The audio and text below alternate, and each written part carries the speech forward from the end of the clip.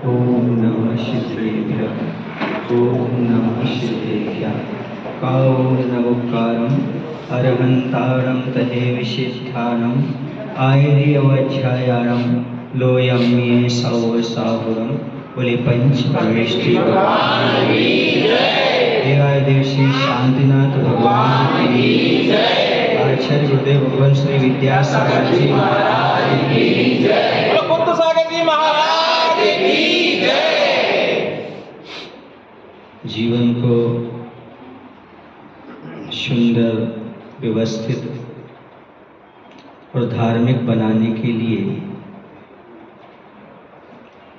दो कार्य अवश्य करना चाहिए। क्योंकि मनुष्य सामाजिक प्राणी है, समाज में रहता है, तो सबके साथ हिल मिल करके रहना पड़ता है। क्योंकि सबकी अपनी अपनी आवश्यकताएं होती हैं, एक दूसरे की कभी ना कभी जरूरत अवश्य पड़ती है। तो यदि हमें अपने जीवन को अच्छा बनाना है तो दो बातों का ध्यान अवश्य रखना चाहिए।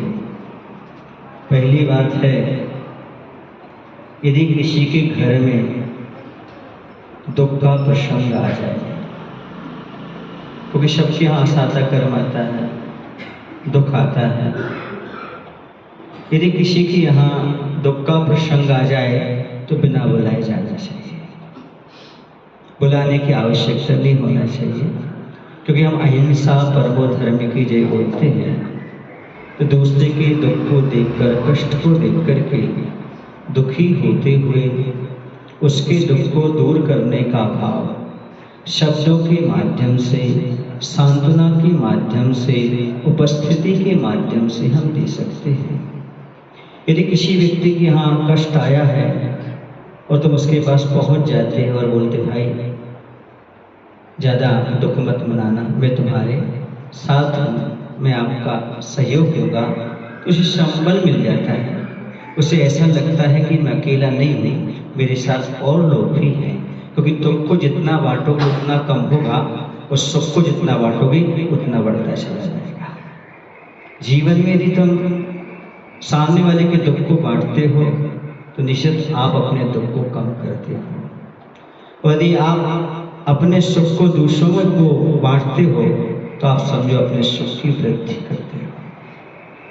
पहली बात तो ये हो गई कि दुख का प्रसंग आए तो बिना बुलाए दूसरे घर चले जाना चाहिए। दूसरी बात यह है, कहीं भी धर्म का कार्यक्रम हो रहा हो, चाहे किसी भी मंदिर में हो, कोई भी करा रहा हो, तो बिना आमंत्रण के वहां पर पहुंच जाना चाहिए। ये जीवन को व्यवस्थित करना चाहिए। क्योंकि धर्म हमारी वस्तु है, दूसरे की नहीं है। आमंत्रण का, निमंत्रण का विचार छोड़ करके स्वतः ही वहां पर पहुंच जाना, ये धर्म प्रेमी की निशानी हुआ करती है। जैसे जहां कहीं पर व्यापार हो रहा हो और प्रॉफिट हो, तो कोई आपको बुलाए ना बुलाए आप 7 समुद्र पार करके भी वहां पर पहुंच जाते हैं, क्योंकि आपको मालूम है यहाँ पर प्रॉफिट हो रहा है।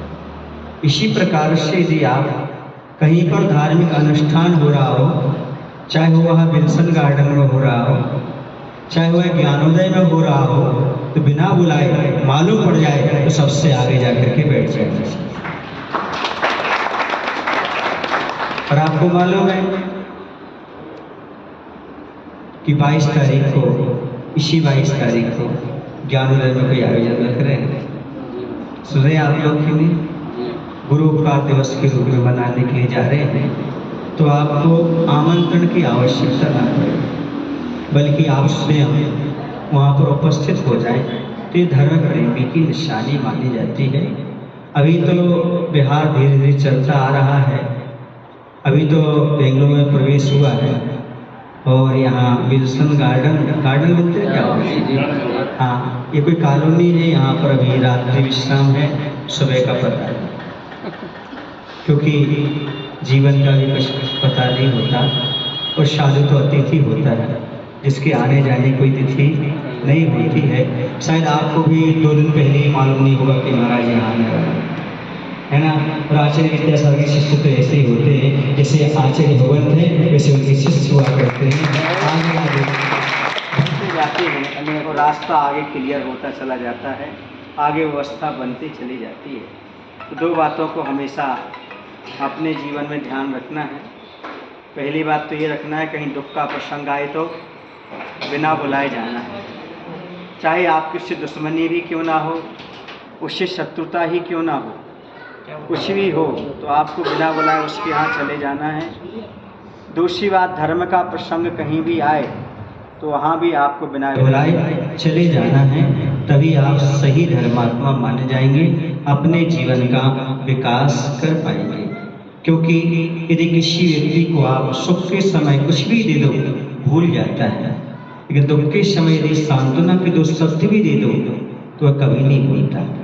जैसे माता पिता हैं आपके, ना वो एलोपैथी जानते हैं ना होम्योपैथी चाहते हैं, ना एलोपैथी ना होम्योपैथी ना नेचुरोपैथी, वो चाहते अपने बच्चों से थोड़ी सी सिंपैथी। यदि सिंपैथी मिल जाती है तो माता पिता अपने आप में खुश रहते हैं।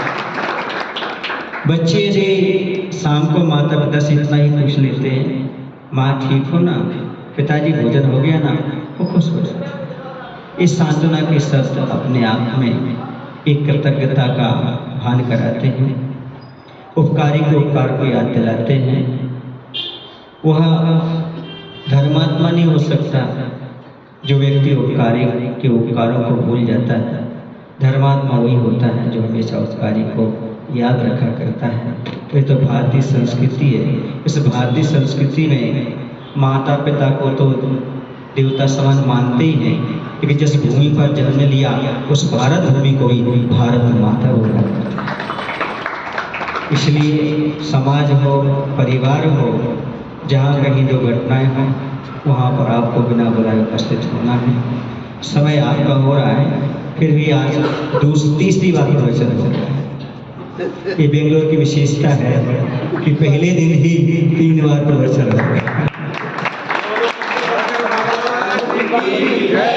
पूर्व मध्य अपराह्न के वेला पूर्वाचार्य ये हो गया।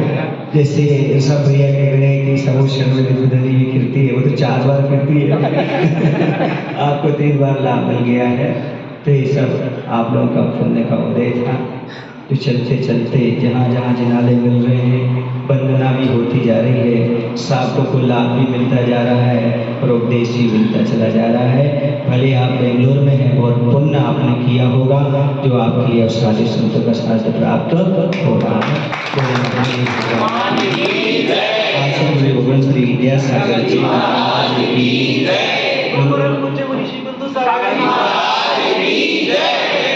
बोलो। हे प्रभु, हम सभी को इतनी शक्ति इतनी बुद्धि देने की कृपा करो ताकि हम दुख के प्रसंग में पहुँच सकें और धर्म के कार्यक्रम में हम बिना बुलाए वहाँ पर पहुँच सकें और अपने आप को धर्म प्रेमी बना सकें। नमो शिवाय।